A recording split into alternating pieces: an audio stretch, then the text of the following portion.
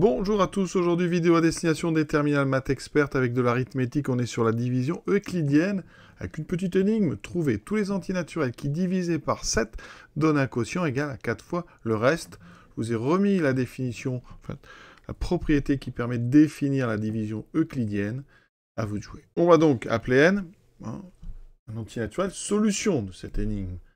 La division de n par 7 doit donner un quotient égal à 4 fois le reste. Donc ça veut dire que il existe Q et R, un couple, d'accord?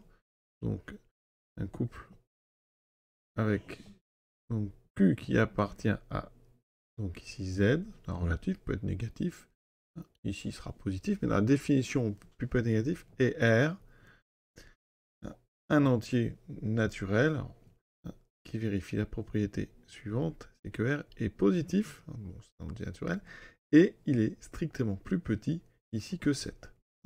Parce qu'on va diviser n par 7. Donc, ce couple, il est tel que n s'écrit 7 fois le quotient plus le reste. D'accord? Donc, rappelez-vous, le reste est entre 0 et 6. D'accord? Et q, c'est un entier relatif. Alors ici, on a, d'après le texte, donc, le quotient qui est égal à 4 fois le reste. Donc, ça veut dire que n est égal à 7 fois 4r plus R, ça fait 28R plus R, ça fait 29 fois R. En présentant ça avec des équivalences, ça donne la chose suivante. n entier naturel solution équivaut à donc l'existence de notre couple, tel que n égale 7Q plus R. Ça équivaut à l'existence de notre couple, tel que n égale 29 fois R, et Q égale 4 fois R. Ça veut dire qu'ici, n c'est un multiple de 29. D'accord? Mais avec ici un quotient qui est entre 0 et 6. On en déduit donc que n c'est 29 fois R, avec R qui est dans l'ensemble 0, 1, 2, 3, 4, 5, 6. Hein, d'accord? Et donc, conclusion, bien notre problème équivaut à n appartient à donc 0, ça c'est 29 fois 0, 29 fois 1, 29 fois 2, 29 fois 3, 29 fois 4, 29 fois 5 et 29 fois 6.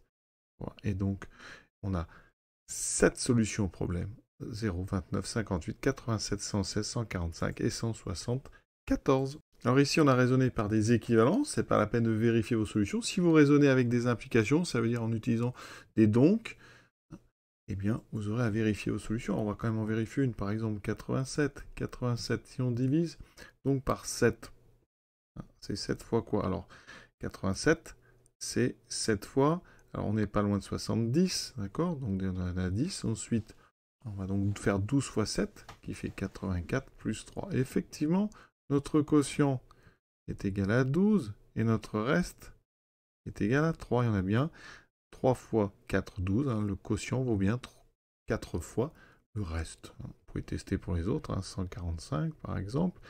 Par 7, qu'est-ce que ça va donner? Alors on est à 7 fois 20, ce qui fait 140 plus 5, et vous voyez que 5 fois 4, ça fait bien 20. On a terminé ce petit exercice. À très bientôt.